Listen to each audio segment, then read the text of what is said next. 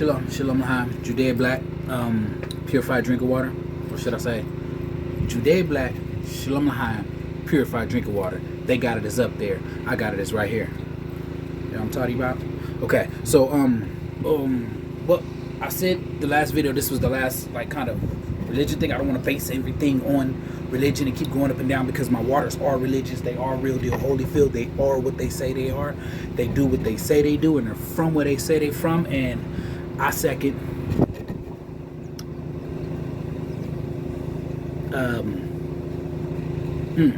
you know what, let me show you something. So I secondhand theory all of this. So you can take my word for it that this is mikvah water, and this is actually running springs. There is ocean water. There is all that. It is untempered. It is unaltered.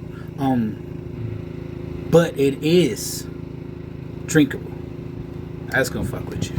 So you know what that is. That is law of times. It's not like a biblical thing like you have to. It was established in, and people cleansed themselves before they went into the thing. So I'm gonna say it's not a law, but it is spiritual cleansing. You know, you can watch that video about the mikvah I got down there somewhere, and I can explain that to y'all. And this right here is my law of all time, water of lustration. Yeah, so that is, I mean, that actually really does have the red heifer, the cedar wood, the hyssop, and the crimson stuff. It's got it all in there, and it was done the right way. It was blessed how it was supposed to be, and it was dealt with, and it's actually as ancient as this mikvah water. The mikvah water is very ancient. It's old. It wasn't like they went and found one. It was like an ancient mikvah, and the waters were still running, and we all took a plunge in it, and somebody brought some home. Anyway, enough of that. So like I said, I secondhand all this stuff. It is what it is, and we're gonna get into this next video before I start getting back into our regular lessons, our history lessons, and I guess this is all history, I would say. But anyway, Judea Black, finna get back to what Judea Black's supposed to be doing, because I know that this is starting to get painstaking, and I'm just left and right, biblical history, biblical history, history, biblical, because biblical is history, and history is biblical. It's just that there's some things that they tell you, there's some things that they don't tell you, and there's all that other fucking void shit like I was talking about. Right hand brains, left hand brains, smartest got together, dealt what they dealt with, and left a great big gap in the void. We're told one thing when it probably all went the other. Okay, so anyway, this next video is about Jews in Portugal, Portuguese Jews, and Ethiopian Jews, Portuguese Jews. We're just going to talk a little bit about Jews traveling up in here, and then I'll get back to my normal lessons after this. So, like I said, Shalom L'Chaim, purified drinking water. They got it out there. Shouts out to the 12 tribes. Support the people out the cause, man. Cue that music out loud. Oh, it doesn't seem right that I was born white, and my parents don't fight. They just told me they love me each night, 'cause I don't lose sleep for the kids sewing my sheets, oh, the one stitching my sneaks. It was a mission for the storybooks. Smuggle thousands of Ethiopian Jews out of a country ravaged by famine and civil war. A desperate cry for help reveals a lost community of Jews in Ethiopia. Almost immediately, the mission took on the status of myth. Everyone came out looking good.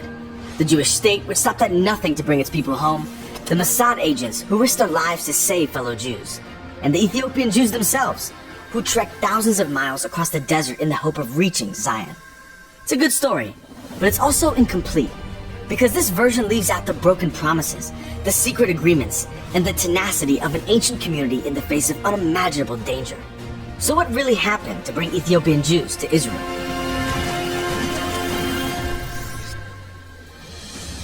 No one is entirely sure how Jews ended up in Ethiopia. Some claim they are from the tribe of Dan, who made their way to Africa sometime during the First Temple period. Others say they are the descendants of Egyptian or Yemenite Jews, and some will tell you that they are the children of the Israelites who accompanied the son of King Solomon and the Queen of Sheba back to Ethiopia. No matter their origin, Ethiopian Jews are proud of their heritage, which is why they call themselves the Beta Israel, a house of Israel in the mountains of East Africa, preserving an ancient form of Judaism.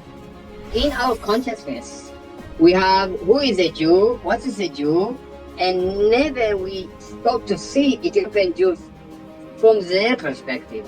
from their language, from their paradigm.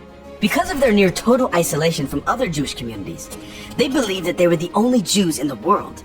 Some didn't even know that the first temple had been destroyed. They continued to observe Shabbat, keep kosher, celebrate Jewish holidays, circumcise their sons. For over 1,000 years, the Beta Israel practiced their faith freely. But when Christianity swept through Ethiopia, the Beta Israel's newly Christian neighbors tried everything to destroy the Jewish community.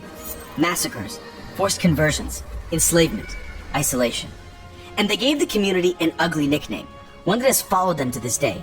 Falasha, stranger, invader. It's an ironic slur for a community that had lived in Ethiopia since before Christianity even existed. And yes, it's a slur, because it was explicitly meant to remind them of their status as an unwanted other. But the Beta Israel fought back. Their history is rich with legends of Jewish power, like the story of the mighty Queen Judith who sacked Christian kingdoms. And though there is no explicit evidence for the legend of a Jewish monarchy in Ethiopia, the historical record is clear on one thing. The Beta Israel were mostly autonomous until they lost a major battle against their Christian neighbors. An eyewitness described the battle as the Beta Israel's Masada, a reference to the mountain fortress where Judean rebels made their doomed last stand against Rome. The Beta Israel warriors chose death over slavery or forced baptism, but those that remained clung to their faith. They prayed to return to Jerusalem and make sacrifices in the Beit HaMikdash. This vision sustained them over the next 3 centuries of persecution. Today, we think of Zionism as a political movement, but the global Jewish community has been yearning for Zion since the first exile. In 1855, a small delegation of Beta Israel put those prayers into action. They trekked through the desert until they reached Jerusalem. Once they arrived, this small group was greeted by a council of Jerusalem's rabbis. It was supposed to be a meeting of equals. Instead, to the Beta Israel's surprise, the meeting ended with a strange declaration. After some discussion, the rabbis pronounced the Beta Israel to be quote-unquote authentic Jews. It's not meeting between, sorry to say, black and white, or between neo-immigrant and veteran. It is a meeting between 2 categories, 2 models of Judaism. And we don't say that he authentic and he more authentic. We are human beings. This was the first time, though sadly, not the last, that the Beta Israel community was forced to confront the fact that even their fellow Jews might see them as strangers. Despite this odd reception, the rest of the Beta Israel community was determined to reach Jerusalem. But their next journey ended in disaster. Many Jews died en route from starvation and disease. Jerusalem seemed farther away than ever. But then a Frenchman came to visit. See, when the first Ethiopian Jews arrived in Jerusalem, prominent rabbis began calling attention to this unknown community. Who were these Jews, isolated for centuries, practicing Judaism in the East African mountains? So a Jewish organization sent a representative to Ethiopia. At first, the Beta Israel dismissed him, afraid he was a Christian missionary sent to trick them. But they changed their tune when he mentioned Jerusalem. Halevi returned home impressed by the Beta Israel's profound faith. When he asked his organization to send more resources to Ethiopia, they declined. Sure, the rabbis in Jerusalem said the Beta Israel were quote-unquote authentic Jews, but they still saw them as different from other Jews. Now that their curiosity was satisfied, most Jewish organizations moved on. But not everyone shared this apathy. In 1923, one of Halevi's students teamed up with Beta Israel leaders to establish a Jewish school in the Ethiopian capital.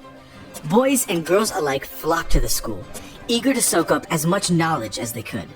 Some even left their villages to study in Europe and Jerusalem. Previous generations had tried and failed to make it home to the Promised Land. Finally, it seemed that the Beta Israel's moment had arrived. For over 20 years, the Beta Israel studied, prayed, and waited for the opportunity to come home. But the Promised Land was busy fighting for its life. The new state of Israel was already surrounded by enemies and buckling under a tidal wave of Jewish refugees. 2 former American vessels carrying nearly 4,000 Jewish refugees arrive at the port of Haifa, Palestine. Jammed like cattle on the rustic craft, the fugitives end their bleak voyage, which began at a Black Sea port. Ben-Gurion knew that the Ethiopian emperor didn't want any Jews leaving the country.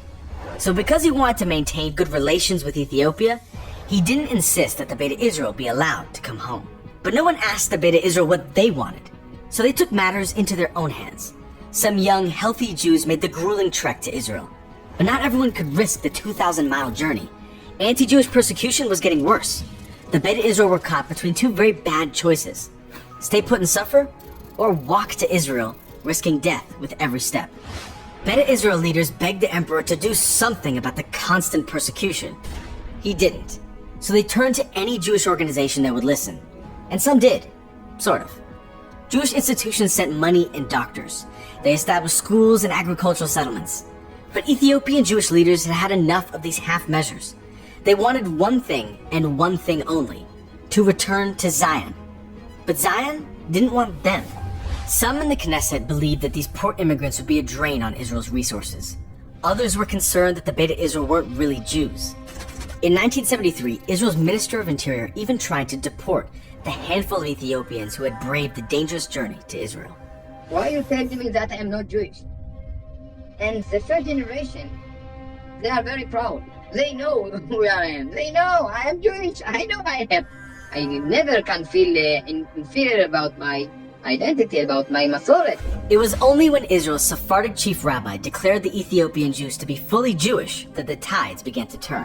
פברואר 1973, בתגובה לשאילתה הלכתית, הרב עובדיה יוסף, אז הרב הראשי הספרדי, פוסק: יהודי אתיופיה הם יהודים, צאצאי שבט דן. 2 years later, the Jewish state officially adopted the position that Ethiopian Jews were indeed Jews and entitled to citizenship. And not a moment too soon, things in Ethiopia were getting dark. Emperor Selassie was deposed in 1974. His replacement banned all minority religions, including Judaism. Ethiopian Israelis watched the situation deteriorate with growing alarm. They insisted that world Jewry and the State of Israel take action.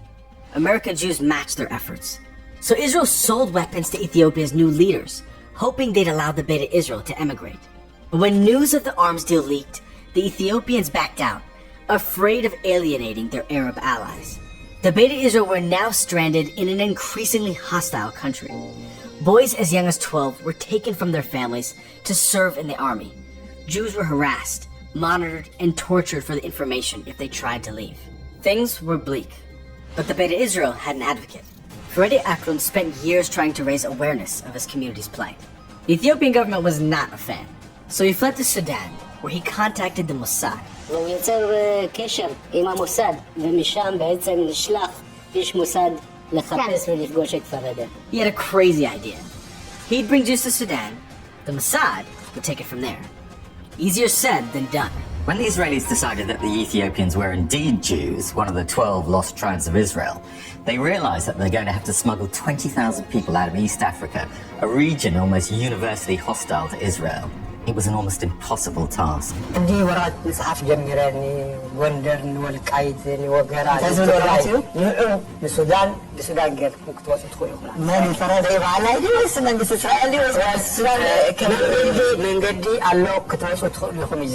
The Beta Israel walked through the African desert for months.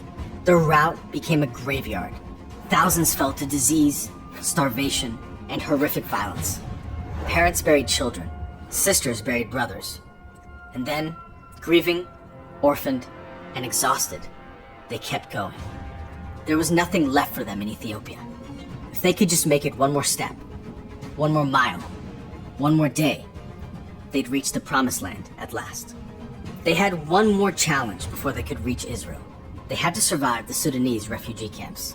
But Sudan was Israel's enemy, so the Mossad had to figure out how to smuggle thousands of people out of a hostile country without anyone noticing. They found their solution in an unlikely place, an abandoned resort on the coast of the Red Sea.